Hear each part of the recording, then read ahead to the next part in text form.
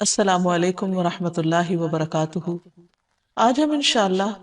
نعمتوں کے زوال سے بچنے کے لیے دعاؤں کے بارے میں بات کریں گے۔ حقیقت یہ کہ ہمارے پاس جو کچھ بھی ہے سب اللہ سبحانہ وتعالیٰ ہی کی طرف سے ہے،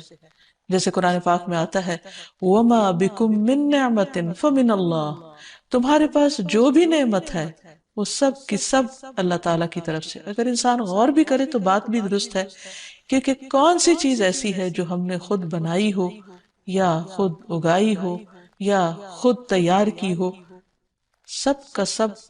اللہ سبحانہ وتعالیٰ ہی کا دیا ہوا ہے، ہم صرف ان کو استعمال کرتے ہیں، اپنی ضرورت کے مطابق ان کو ڈھال لیتے ہیں،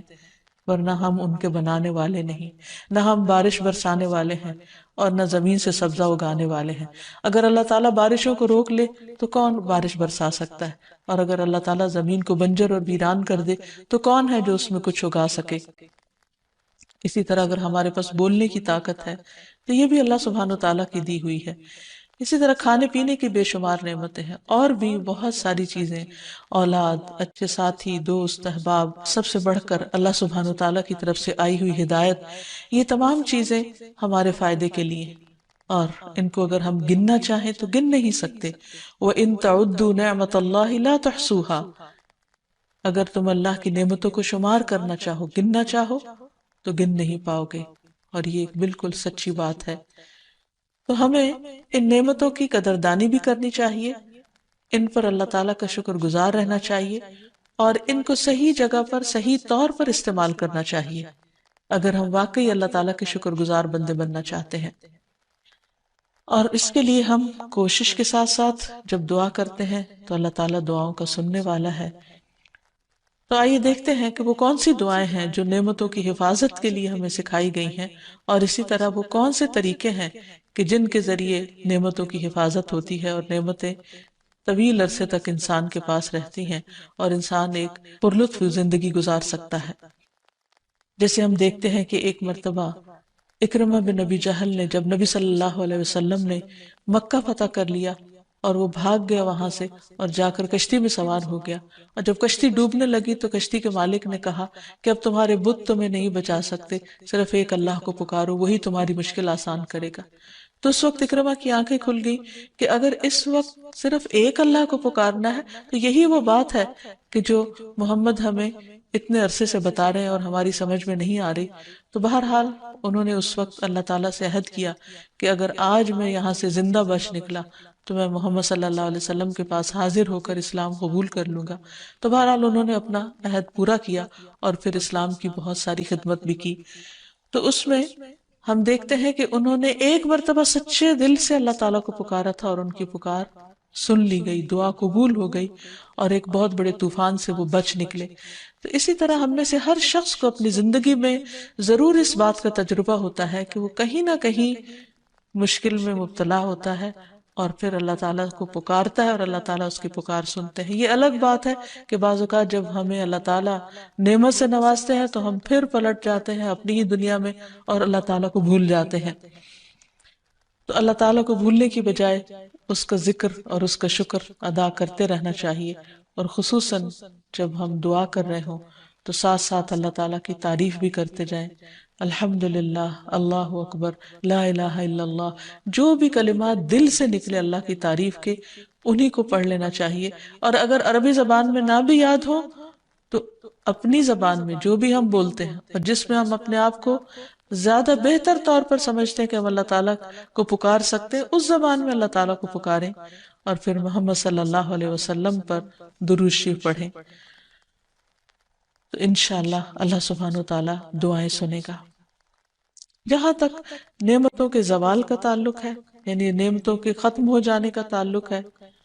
تو یہ دراصل انسان کا ایک امتحان بھی ہے اور اس کے ساتھ ساتھ بعض اوقات عذاب بھی۔ جہاں تک یہ اللہ تعالیٰ کی طرف سے بندے کے لیے آزمائش ہے تو اس بارے میں رسول اللہ صلی اللہ علیہ وسلم نے فرمایا، اللہ تعالیٰ فرماتا ہے، جب میں کسی مومن بندے کی محبوب چیز دنیا والوں میں سے اٹھا لیتا ہوں پھر وہ ثواب کی نیت سے صبر کرتا ہے تو اس کا بدلہ جنت ہے۔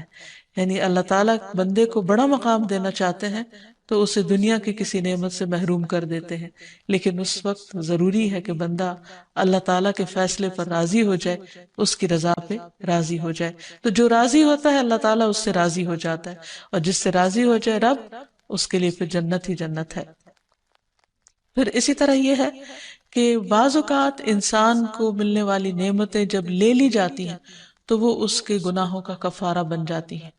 کیونکہ بعض اوقات ہم اللہ تعالیٰ کی نعمتیں پا کر وہ شکر ادا نہیں کر رہے ہوتے یا اطاعت نہیں کر رہے ہوتے، تو اللہ تعالیٰ پھر وہ نعمت واپس لے لیتا ہے تاکہ بندہ ہوش میں آئے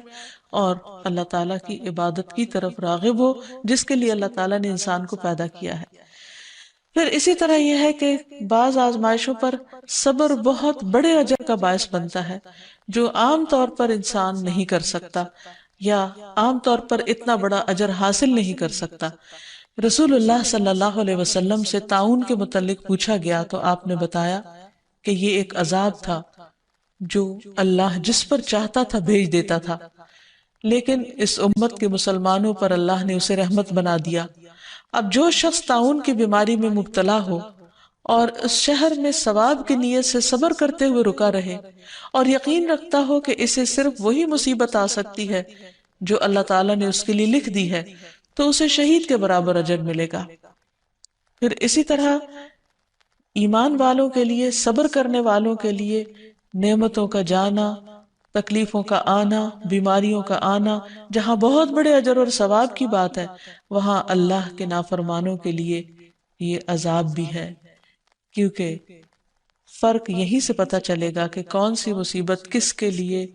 رحمت ہے اور کس کے لیے عذاب ہے، کہ جو آزمائش میں پڑنے کے بعد اللہ تعالیٰ کے قریب ہو جائے، اللہ تعالیٰ کی طرف جھک جائے، اللہ سے دعائیں مانگنے لگے، اپنے اعمال کی اصلاح کر لے، اس کے لیے آزمائش ایک نعمت ہے، یعنی اس کے لیے نعمت کا جانا بھی ایک نعمت ہے۔ اور جو شخص نعمت کے جانے پر، آزمائش کے آنے پر اللہ تعالیٰ سے ناراض ہو جائے اور اپنے رویے میں کوئی تبدیلی نہ کرے، اپنے اعمال کی کچھ اصلاح نہ کرے، تو وہ اس کے لیے عذاب ہی عذاب ہے۔ جیسا کہ ہم دیکھتے ہیں کہ آل فرعون کو اللہ تعالیٰ نے مختلف طریقے سے آزمایا۔ ارشاد باری تعالیٰ ہے وَلَقَدْ أَخَذْنَا آلَ فِرْعَوْنَ بِالسِّنِينَ وَنَقْصٍ مِّنَ الثَّمَرَاتِ لَعَلَّهُمْ يَذَّكَّرُونَ، پھر ہم نے آل فرعون کو کئی سال تک قحط اور پیداوار کی کمی میں مبتلا رکھا تاکہ وہ نصیحت پکڑے، لیکن کیا ہوا؟ انہوں نے نصیحت نہیں پکڑی، وہ ایمان نہیں لائے، تو یہ آزمائشیں ان سب کے لیے ایک عذاب تھیں۔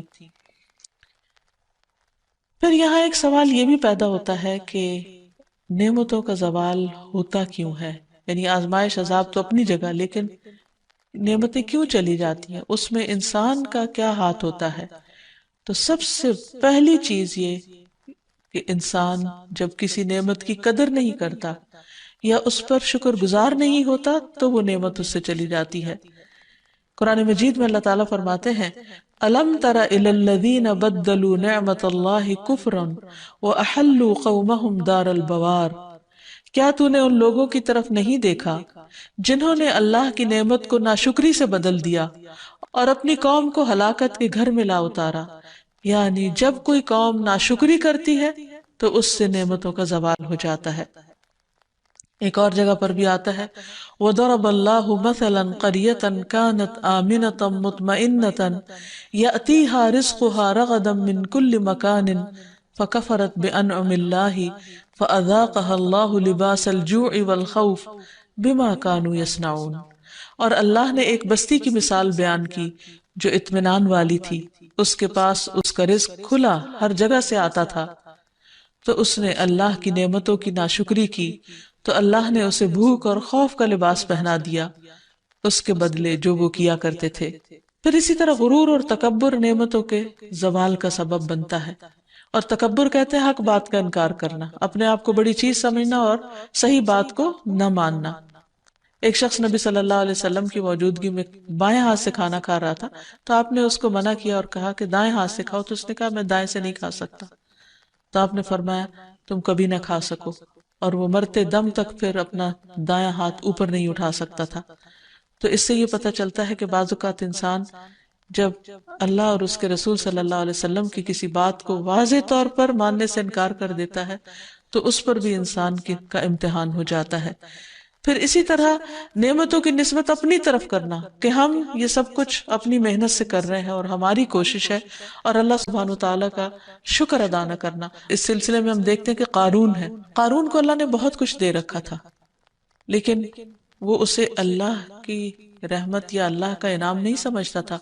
قال انما اوتیتہ علی علم عندی،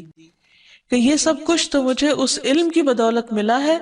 جو مجھے حاصل ہے، یہ تو میرا اپنا کمال ہے، میری اپنی محنت ہے۔ پھر کیا ہوا؟ فَخَسَفْنَا بِهِ وَبِدَارِهِ الْأَرْضِ، ہم نے اس کو اور اس کے گھر کو زمین میں دھنسا دیا۔ فَمَا كَانَ لَهُ مِنْ فِئَةٍ يَنْصُرُونَهُ مِنْ دُونِ اللَّهِ وَمَا كَانَ مِنَ الْمُنْتَصِرِينَ، تو ہم نے اسے اور اس کے گھر کو زمین میں دھنسا دیا، پھر نہ اس کے لیے کوئی جماعت تھی جو اللہ کے مقابلے میں اس کی کوئی مدد کرتی، اور نہ وہ اپنا بچاؤ کرنے والوں میں سے تھا۔ پھر اسی طرح نعمتوں کے زوال کا ایک سبب نعمتوں کو غیر اللہ کی طرف منسوب کرنا، یعنی دوسروں کو اس کا سبب بتانا اور اللہ تعالیٰ سے دھیان ہٹ جانا اور اللہ کو یاد نہ کرنا اور اس کا شکر ادا نہ کرنا۔ اسی طرح نعمت کو استعمال نہ کرنا، وہ بھی نعمت میں کمی کر دیتا ہے۔ قرآن مجید میں آتا ہے وَيْلٌ لِكُلِّ هُمَزَةٍ لُمَزَةٍ الَّذِي جَمَعَ مَالًا وَعَدَّدَهُ يَحْسَبُ أَنَّ مَالَهُ أَخْلَدَهُ، بڑی ہلاکت ہے بہت تانا دینے والے اور بہت عیب لگانے والے کے لیے، وہ جس نے مال جمع کیا اور اسے گن گن کر رکھا، وہ گمان کرتا ہے کہ بے شک اس کا مال اسے ہمیشہ زندہ رکھے گا، یعنی مال کی وجہ سے اس کی شہرت ہوگی۔ تو جب ایک انسان کو اللہ مال دیتا ہے تو اس کے لیے لازم ہے کہ وہ اس کو اپنی ذات پر بھی خرچ کرے، اپنے گھر والوں پر بھی کرے، اور غریبوں، مسکینوں، یتیموں وغیرہ کا حصہ بھی اس میں سے نکالے۔ لیکن اگر انسان صرف اس کو بڑھاتا ہی چلا جائے اور کسی کا بھی حق نہ دے تو پھر اللہ سبحانہ وتعالیٰ اس میں کمی فرما دیتے ہیں۔ حضرت اسماء بنت ابی بکر کی روایت ہے، وہ کہتی ہے کہ مجھے رسول اللہ صلی اللہ علیہ وسلم نے فرمایا، خرچ کرو یا تھوڑا تھوڑا کر کے خرچ کرتی رہو، گن گن کر نہ رکھو، ورنہ اللہ بھی گن گن کر دے گا، یعنی جو تمہیں اللہ دیتا ہے اس میں سے دوسروں کا حصہ بھی نکالتی رہو۔ اسی طرح ایک اور روایت سے بھی پتہ چلتا ہے کہ جو لوگ اللہ کے راستے میں خرچ نہیں کرتے ان کے مال کس طرح ضائع ہو جاتے ہیں۔ ابو درداء کہتے ہیں کہ رسول اللہ صلی اللہ علیہ وسلم نے فرمایا، جب بھی سورج طلوع ہوتا ہے تو اس کے دونوں پہلوؤں میں دو فرشتے بھیجے جاتے ہیں جو یہ منادی کرتے ہیں، اور اس منادی کو دو بوجھوں یعنی جن و انس کے علاوہ تمام اہل زمین سنتے ہیں کہ اے لوگو اپنے رب کی طرف آؤ، کیونکہ وہ تھوڑا جو کافی ہو جائے اس زیادہ سے بہتر ہے جو غفلت میں ڈال دے۔ اسی طرح جب بھی سورج غروب ہوتا ہے تو اس کے دونوں پہلوؤں میں دو فرشتے بھیجے جاتے ہیں جو آواز لگاتے ہیں، منادی کرتے ہیں، اور اس منادی کو بھی دو بوجھوں کے علاوہ تمام اہل زمین سنتے ہیں کہ اے اللہ خرچ کرنے والے کو اس کا نعم البدل عطا فرما، اور اے اللہ روک کر رکھنے والے کے مال کو ہلاک کر دے۔ تو اس سے یہ پتہ چلتا ہے کہ جو بندہ خرچ نہیں کرتا اس کا مال ضائع ہو جاتا ہے، اور جو دیتا ہے اس کے لیے وعدہ ہے کہ اللہ تعالیٰ اس کو اس کا بہترین نعم البدل اور عطا فرمائے گا۔ پھر اسی طرح لوگوں کی ضرورتیں پوری نہ کرنا، پھر اسی طرح بخل کرنا، کنجوسی سے کام لینا، جیسے قرآن مجید میں باغ والوں کا قصہ بیان کیا گیا کہ انہوں نے بخل کا فیصلہ کیا اور کہا کہ ہم آج اپنا باغ جب کاٹیں گے اس کا پھل لیں گے تو کسی بھی مسکین کو کچھ نہیں دیں گے، کسی اور کے اوپر ہم خرچ نہیں کریں گے۔ تو ہوا کیا کہ وہ صبح صبح اندھیرے میں اپنے گھر سے نکلے تاکہ جا کے باغ کا پھل اتار لیں، لیکن وہاں جب گئے تو باغ جلا پڑا تھا، اور وہ پریشان ہو کر رہ گئے کہ یہ کیا ہوا، کیا ہم راستہ بھول گئے ہیں، کہیں اور آ نکلے ہیں؟ لیکن حقیقت یہ ہے کہ اللہ سبحانہ وتعالیٰ نے ان کو اس بخل کی سزا دی تھی اور ان سے نعمت واپس لے لی۔ پھر اسی طرح لوگوں کو دیتے ہوئے تنگ پڑنا کہ یہ کیوں مانگتے ہیں یا کیوں لیتے ہیں ان سے۔ عبداللہ بن عمر کہتے ہیں کہ رسول اللہ صلی اللہ علیہ وسلم نے فرمایا، اللہ تعالیٰ کے پاس لوگوں کے لیے نعمتیں ہیں، وہ انہیں ان کے پاس اس وقت تک باقی اور ثابت رکھتا ہے جب تک کہ وہ مسلمانوں کی حاجات پوری کرنے میں لگے رہتے ہیں اور ان سے تنگ نہیں ہوتے، اور جب وہ ان سے تنگ ہو جاتے ہیں تو اللہ تعالیٰ وہ انہیں دوسرے لوگوں کی طرف منتقل کر دیتا ہے، یعنی وہی نعمتیں دوسروں کو مل جاتی اور وہ دوسروں کے ہاتھوں ان کو خرچ کرواتا ہے۔ پھر اسی طرح سرکشی کرنے والی قومیں، سرکشی کرنے والے افراد، اللہ سبحانہ وتعالیٰ ان سے بھی نعمتیں لے لیتا ہے۔ پھر گناہ اور نافرمانی کے کام نعمتوں کے زوال کا سبب بنتے ہیں۔ پھر اسی طرح انسانوں کے بعض کھلم کھلا گناہ جو ہیں وہ انسانوں کے لیے قحط سالی کا باعث بنتے ہیں، ایسی بیماریوں کا سبب بنتے ہیں جو پہلی قوموں میں نہ تھی۔ تو اس لیے نعمت کو برقرار رکھنے کے لیے بہت ضروری ہے کہ نمبر ایک، اللہ تعالیٰ کا شکر ادا کیا جائے، کیونکہ اللہ تعالیٰ کا وعدہ ہے لَإِن شَكَرْتُمْ لَأَزِيدَنَّكُمْ، اگر تم نے شکر ادا کیا تو میں اپنی نعمت تمہیں اور زیادہ عطا کروں گا۔ پھر اسی طرح نیک اعمال کرنا، اللہ تعالیٰ کو راضی رکھنا، جیسے اللہ تعالیٰ فرماتے ہیں اعملوا آل داود شکرا وقلیل من عبادی الشکور، اے داؤد کے گھر والو شکر ادا کرنے کے لیے عمل کرو، اور بہت تھوڑے میرے بندوں میں سے شکر گزار ہیں۔ یعنی اللہ نے نعمتیں تو بہت سو کو دے رکھی ہیں لیکن شکر گزار لوگ کم ہیں۔ اور شکر گزاری کیا ہے کہ دل سے بھی انسان راضی ہو، زبان سے بھی اچھی بات نکالے اور عمل بھی اس کا اللہ تعالیٰ کی مرضی کے مطابق ہو۔ پھر والدین کے ساتھ نیکی اور صلہ رحمی کرنا، یہ بھی مال میں اضافے کا ذریعہ بنتا ہے۔ رسول اللہ صلی اللہ علیہ وسلم نے فرمایا جس شخص کو یہ بات پسند ہو کہ اس کی عمر میں برکت اور رزق میں اضافہ ہو جائے، اسے چاہیے کہ اپنے والدین کے ساتھ نیکی کرے اور صلہ رحمی کیا کرے۔ پھر اسی طرح مال کو خرچ کرنا، کیونکہ خرچ کرنے سے مال مزید بڑھ جاتا ہے۔ اللہ تعالیٰ فرماتے من ذا الذی یقرض اللہ قرضا حسنا فیضاعفہ لہ اضعافا کثیرہ واللہ یقبض ویبسط والیہ ترجعون، کون ہے جو اللہ تعالیٰ کو قرض حسنہ دے تو اللہ اسے کئی گنا بڑھا کر زیادہ عطا کرے، اور اللہ ہی لوگوں کا رزق تنگ اور کشادہ کرتا ہے اور تمہیں اسی کی طرف لوٹ کر جانا ہے۔ یعنی جو لوگ اللہ کے راستے میں اپنا مال خرچ کرتے ہیں، اللہ تعالیٰ ان کے مال میں کمی نہیں آنے دیتا، ان کے لیے رزق کے اور دروازے کھول دیتا ہے اور کئی گنا پہلے سے بھی زیادہ عطا کرتا ہے۔ نعمتوں کی حفاظت کے لیے ضروری ہے کہ انسان جہاں عملی تدابیر اختیار کرے وہاں اللہ تعالیٰ سے خوب دعا بھی کرے۔ اور اس سلسلے میں سب سے پہلے وہ دعا جو حضرت سلیمان علیہ السلام نے مانگی کہ رب اوزعنی ان اشکر نعمتک التی انعمت علی وعلی والدی وان اعمل صالحا ترضاہ وَأَدْخِلْنِي بِرَحْمَتِكَ فِي عِبَادِكَ الصَّالِحِينَ، اے میرے رب مجھے توفیق دے کہ میں تیری نعمت کا شکر ادا کروں جو تو نے مجھ پر اور میرے ماں باپ پر کی ہے، اور یہ کہ میں نیک عمل کروں جسے تو پسند کر لے، تو راضی ہو جائے، اور اپنی رحمت سے مجھے اپنے نیک بندوں میں شامل کر لے۔ تو اس لیے شکر کا ادا کرنا صرف ضروری نہیں بلکہ اس کی نیت، ارادہ اور اللہ تعالیٰ سے اس کی توفیق مانگنا بھی ضروری ہے، کیونکہ جب تک اللہ تعالیٰ توفیق نہ دے انسان شکر بھی ادا نہیں کر سکتا۔ پھر اسی طرح ایک اور بہت خوبصورت دعا ہے جو نبی صلی اللہ علیہ وسلم نے ہمیں سکھائی، اللہم انی اعوذ بک من زوال نعمتک وتحول عافیتک وفجاءۃ نقمتک وجمیع سخطک، اے اللہ میں تیری پناہ چاہتا ہوں اس بات سے کہ تیری کوئی نعمت چھن جائے یا تیری دی ہوئی عافیت پلٹ جائے، یعنی تو نے جو ہمیں امن و امان دے رکھا ہے وہ ختم ہو، یا کوئی ناگہانی عذاب آ جائے، اور تیرے تمام غصے ناراضگیوں سے تیری ہی پناہ چاہتا ہوں، کیونکہ جب انسان کسی سے ڈرتا ہے تو عموماً اس سے بھاگتا ہے، لیکن یہاں عجب معاملہ ہے کہ انسان اللہ سے ڈرتا ہے اور پناہ کے لیے بھی اللہ ہی کی طرف جاتا ہے، توبہ کے لیے بھی اللہ سبحانہ تعالیٰ ہی کی طرف رجوع کرتا ہے۔ رفاع زرقی سے مروی ہے، وہ کہتے ہیں کہ جب احد کے دن مشرکین منتشر ہو گئے تو رسول اللہ صلی اللہ علیہ وسلم نے فرمایا برابر ہو جاؤ تاکہ میں اپنے رب عز و جل کی ثنا کروں۔ لوگ آپ کے پیچھے صفے بنا کر کھڑے ہو گئے اور آپ نے کہا اللہم لک الحمد کلہ اللهم لا قابض لما بسطت ولا مقرب لما بعدت